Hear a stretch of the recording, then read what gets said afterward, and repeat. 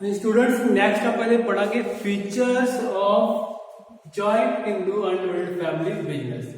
ਇਹਦੇ ਕੀ ਫੀਚਰਸ ਹੈਗੇ ਨੇ ਅਗਰ ਇਸ ਬਿਜ਼ਨਸ ਨੂੰ ਅਡਾਪਟ ਕੀਤਾ ਜਾਂਦਾ ਹੈ ਜਾਂ ਜਿਹੜੇ ਪਰਸਨਸ ਇਸ ਬਿਜ਼ਨਸ ਦੇ ਵਿੱਚ ਵਰਕ ਆਊਟ ਕਰ ਰਹੇ ਨੇ ਇਸ ਬਿਜ਼ਨਸ ਦੇ ਕੀ ਫੀਚਰਸ ਹੈਗੇ ਨੇ। ਸੋ ਸਭ ਤੋਂ ਪਹਿਲਾ ਜਿਹੜਾ ਫੀਚਰ ਹੈ ਉਹ ਹੈਗਾ ਮੈਂਬਰਸ਼ਿਪ ਬਾय ਬਰਥ। ठीक है, मैंबरशिप बाय बर्थ कि इस बिजनेस हाउस का मैंबर बनने के लिए जो अलग तौर पर रजिस्टर्ड नहीं होना पैंदा। ठीक है, जिवें कि आपां पढ़िया ही है कि घट्टो घट्ट जिहड़े दो मैंबर्स होंदे ने इस बिजनेस हाउस को शुरू करने के लिए इस टाइप ऑफ बिजनेस को शुरू करने के लिए घट्टो घट्ट 2 मेल मैंबर्स का होना जरूरी है। और इस बिजनेस का मैंबर बनने के लिए कोई अलग तौर पर रजिस्ट्रेशन नहीं करवानी पैंदी। एक जॉइंट फैमिली दे विच वो जॉइंट फैमिली जिहड़ा एक joint family business carry out कर रही है उस फैमिली दे विच जदों भी एक न्यू बॉर्न चाइल्ड जिहड़ा हुंदा है जदों भी एक नवा बच्चा जिहड़ा है वो बर्थ लैंदा है वो ऑटोमैटिकली उस फैमिली का मैंबर बन जाता है। और जदों वो उस फैमिली का मैंबर बन जाता है तो जदों आपां फीचर नंबर 2 पढ़िया सी कि नवा बच्चे नूं जिहड़ा वा अपने पूर्वजां दी एनेस्ट्रल प्रॉपर्टी यानी कि पूर्वजां दी जायदाद दे विच हक मिल जाता है पैदा होने दे सार ही। इस तरीके दे नाल ही वो बिजनेस दे विच भी जिहड़ा मैंबर बन जाता है। ठीक है, एक जमदा बच्चा ही जिहड़ा वा वो हिंदू अनडिवाइडेड फैमिली बिजनेस दा मैंबर बन जाता है बाय बर्थ ही जिहड़ा वा वो इसदा एक पार्ट बन जाता है। सैकंड, मैनेजमेंट यानी कि इस बिजनेस को मैनेज कौन करता है। जिवें कि बच्चों आपां सोल प्रोप्राइटरशिप फर्म दे विच पढ़िया है कि उहदे विच एक सिंगल ओनर ही हुंदा है क्योंकि उहदे विच एक सिंगल पर्सन ही उस बिजनेस दे विच रजिस्ट्रेशन करवांदा है। ठीक है, और वही सारे जिहड़े है बिजनेस नाल रिलेटेड इंपॉर्टेंट डिसीजंस लैंदा है बिजनेस नूं खुद ही वो मैनेज करता है। ठीक है, और बिजनेस के जिहड़े कस्टमर ने खुद उहदे नाल डील करता है। बिजनेस के जिहड़े आउटसाइडर्स ने यानी कि सप्लायर हो गया, ठीक है, क्रेडिटर्स हो गए जिन्हों तो लोन वगैरह जो परसन जो लेंदा है उन्होंने सारे वो कला सोल प्रोप्राइटरशिप ही डील करता सी। बट हुण ये क्वेश्चन अराइज होता है कि जॉइंट फैमिली बिजनेस के तो बहुत सारे मैंबर्स ने सेम एज के भी हो सकते हैं तो फिर इस बिजनेस को मैनेज कौन करेगा। ठीक है, यानी कि मेन डिसीजन जो वा किहदे द्वारा लिता जाएगा।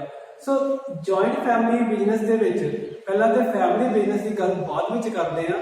पुराने टाइम के जिहड़ियां जॉइंट फैमिलीज होंदियां सी पर उन्हां दे विच जिहड़ा सब तो ओल्ड परसन घर दे विच हुंदा सी ओहनूं करता कहा जांदा सी। ठीक है, हिंदू मैथोलॉजी दे विच उस परसन नूं करता कहा जांदा सी जिहड़ा उस जॉइंट फैमिली दा ओल्ड परसन हुंदा सी। ठीक है, और वो करता ही अपने घर दे नाल रिलेटेड सारे डिसीजन लैंदा सी।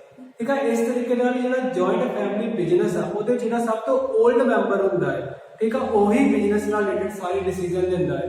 ठीक है, उस पर्सन को करता कहा जाता है। ठीक है, इस तो ही वर्ड अगे बनया सी करता धरता किसी सारे बिजनेस का करता धरता जिहड़ा वा उसका नाम करता है। ठीक है, प्रॉपर करता जिहड़ा वा क्या जाता वा ओल्ड मैंबर कोई भी हो सकता वा दादा हो सकता वा या परदादा जी हो सकते हैं जिहड़े मेन ओल्ड मैंबर जिहड़े घर में सब तो ओल्ड मैंबर होएगा इस बिजनेस के विच। ठीक है, वो सारे बिजनेस के डिसीजन लेगा आउटसाइडर्स को भी वही मिलेगा। ठीक है, बिजनेस के नाल रिलेटेड जिन्ने भी डिसीजन मेकिंग है वो करता के द्वारा ही लीती जाएगी।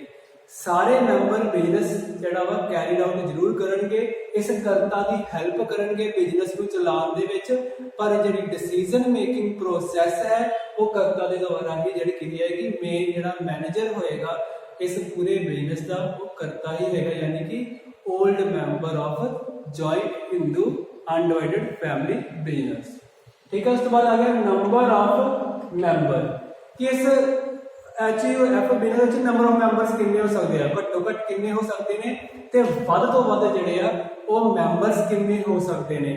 घट तो घट जिवें कि आपां पढ़े है कि मिनिमम 2 मेल मैंबर्स होना जरूरी है। ठीक है, क्योंकि ये सोल प्रोप्राइटरशिप बिजनेस नहीं है हुण ये पार्टनरशिप बेस की तरह एक बिजनेस है जिस एक तो ज़्यादा मैंबर्स ने पर 2 मैंबर तो होना जरूरी है घट्टो घट वध तो वध जिहड़े अनलिमिटेड कोई रिस्ट्रिक्शन नहीं हैगी कि वध तो वध जिन्ने मर्जी मैंबर हो सकते हैं। और जिवें कि पढ़े मैंबरशिप बाय बर्थ कि जदों भी इस परिवार के विच कोई न्यू बॉर्न चाइल्ड जिहड़ा पैदा होएगा ठीक है वो ऑटोमैटिकली इस बिजनेस हाउस का जिहड़ा मैंबर बन जाएगा।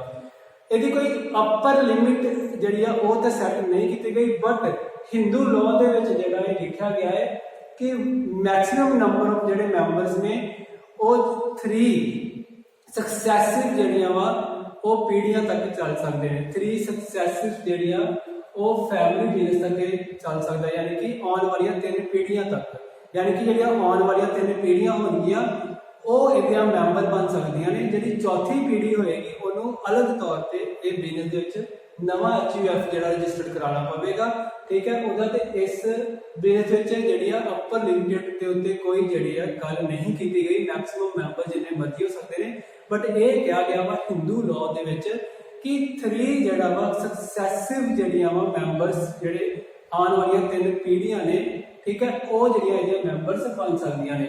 ਚੌਥੀ ਪੀੜ੍ਹੀ ਜਿਹੜੀ ਆ ਇਸ ਬਿਜ਼ਨਸ ਦੀ ਮੈਂਬਰ ਨਹੀਂ ਬਣੇਗੀ। और इतने एक गल होर आती है कि अगर कर्ता की डेथ हो जाए तो इस बिजनेस में फिर कौन मैनेज करेगा। जदों भी कर्ता की डेथ हो जाती है तो उस तो अगे जो ओल्ड मैंबर होर होएगा, ठीक है। जिवें मान लो कि इस बिजनेस जो सब तो ओल्ड मैंबर है वो 75 ईयर का है, अगर उसकी डेथ हो जाती है तो उस तो जो छोटा होएगा, फॉर एग्जाम्पल 70 ईयर का अगर कोई मैंबर है तो उस तो जो नीचे जो होएगा मैंबर छोटी एज का वो अगे कर्ता बन जाएगा, ठीक है। इस तरीके में ये बिजनेस जो चलता रहता है, यानी कि कर्ता चेंज होता रहता है। अगर बाय डिफॉल्ट कर्ता की डेथ हो जाती है तो बिजनेस रुक नहीं जाता, ठीक है। बिजनेस कंटिन्यू प्रोसैस के ही रहता है क्योंकि ये बहुत सारे मैंबर्स ने, और जो उस टाइम से सब तो बड़ा ओल्ड मैंबर होगा दैन ही बिकम अ कर्ता, ठीक है। ही विल बिकम अ कर्ता कि वो जो कर्ता बन जाएगा। उस तो बाद आती लाइबिलिटी, जिवें कि आपां सोल प्रोप्राइटरशिप बिजनेस दे विच भी गल कीती सी कि अगर सोल प्रोप्राइटरशिप बिजनेस दे उत्ते कोई भी देनदारी आती है, किसी भी तरह की लाइबिलिटी अराइज होती है तो सारी लाइबिलिटी सोल प्रोप्राइटर को खुद चुकानी पवेगी। पर इत्थे आती है कि अगर HUF के ऊपर अगर कोई लाइबिलिटी आ जाए, यानी कि कोई लोन प्रीपे करने वाला किसी ने केस कर दिता है HUF फैमिली बिजनेस उत्ते, तो कोई लाइबिलिटी अराइज हो गई है, कोई देनदारी अराइज हो गई है, तो फिर वो कौन चुकाएगा, ठीक है। सब तो पहला इत्थे जो गल की गई है कि लाइबिलिटी लिमिटेड है कि अनलिमिटेड। सोल प्रोप्राइटरशिप बिजनेस के आपां गल की सी कि सोल प्रोप्राइटर की जिहड़ी आ लाइबिलिटी अनलिमिटेड होती है, यानी कि उन्हें जिन्ना पैसा इन्वेस्ट किया वा अगर उस तो ज़्यादा लाइबिलिटी उहदे ते अराइज हो जाती है तो उसकी पर्सनल जायदाद भी विक सकती है। और ये भी सेम आता है, ये लाइबिलिटी नूं 2 हिस्सों में वंडिया गया है। कर्ता की लाइबिलिटी अलग है तो जो मैंबर्स ने उन्होंने लाइबिलिटी अलग ने। कर्ता की जी लाइबिलिटी होएगी वो अनलिमिटेड होएगी, पर जो बाकी मैंबर्स होंगे उन्होंने जी लाइबिलिटी है वो लिमिटेड होएगी। इसका मतलब की है क्योंकि इस बिजनेस जिन्ना भी प्रॉफिट आता है वो सारा प्रॉफिट कर्ता अपने को रखता है, और जो मैंबर्स ने उन्होंने जिदा जिदा पैसों की लड़ पैंती है कर्ता उन्होंने पैसे जोड़े डिस्ट्रीब्यूट करता है। इदा ही पुराने टाइम पर किया जाता है कि जी जॉइंट फैमिलियां होंदियां सी, ठीक है, वो जो मैंबर्स होंगे जो भी पैसा कमाते सी वो सारा लिया के कर्ता नूं दे दिंदे सी, और उस तो बाद जिन्हों जिन्हों जो भी लोड़ होंदी सी वो कर्ता तो ये पैसे जो लेंदा सी। इदा ही बिजनेस के विच भी ये सेम पॉइंट आता है कि कर्ता को ही सारा प्रॉफिट आता है, बट उस प्रॉफिट को अपने अकॉर्डिंग डिस्ट्रीब्यूट करता है उन्होंने मैंबर्स के विच। जिहड़े मैंबर्स को जिद्दां जिद्दां नीड्स पैंदी सी वो प्रॉफिट डिस्ट्रीब्यूट कर दिंदा है, ठीक है। बट जी कर्ता की लाइबिलिटी है वो अनलिमिटेड होएगी और बाकी मैंबर की लाइबिलिटी अनलिमिटेड होएगी, क्योंकि उन्होंने एक लिमिटेड अमाउंट ही जी मिलती है। सो जो भी बिजनेस के उत्ते जो अगर लाइबिलिटी अराइज हो जाती है तो कर्ता दियां पर्सनल जायदाद, हालांकि पर्सनल जायदाद तो उन्होंने सारे मैंबर्स की ही है, बट उत्ते मेन अधिकार वो कर्ता का होंदा है, इस करके कर्ता की अपनी पर्सनल जायदाद जी है वो भी ये सेल आउट हो सकती है अगर कल कोई लाइबिलिटी अराइज हो सकती है। पर कर्ता सिर्फ अपने हिस्से की जी जायदाद है वो ही वो लाइबिलिटी पे आउट करेगा, ठीक है। जो बाकी मैंबर आ उन्होंने जायदाद जोड़ा वो पे आउट नहीं करेगा। इसे करके कहा गया कि कर्ता की लाइबिलिटी अनलिमिटेड है पर जो बाकी मैंबर्स ने उन्होंने लाइबिलिटी लिमिटेड है, यानी कि उन्होंने जिन्ना अधिकार बनता है प्रॉफिट के जायदाद वो उतों तक उन्होंने लाइबिलिटी सीमित है, वो अपनी देनदारी उतों तक चुका सकते हैं।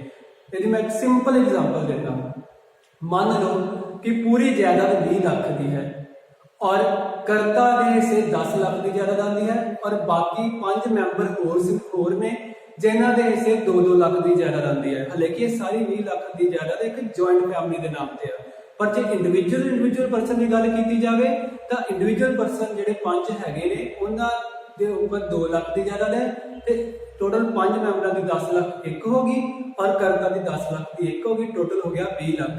ਕੱਲ ਨੂੰ ਅਗਰ ਕੋਈ 25 ਲੱਖ ਦਾ ਨੁਕਸਾਨ ਹੋ ਜਾਂਦਾ ਹੈ ਤਾਂ ਫਿਰ ਇਹ ਪੈਸਾ ਕਿੱਦਾਂ ਚੁਕਾਇਆ ਜਾਏਗਾ?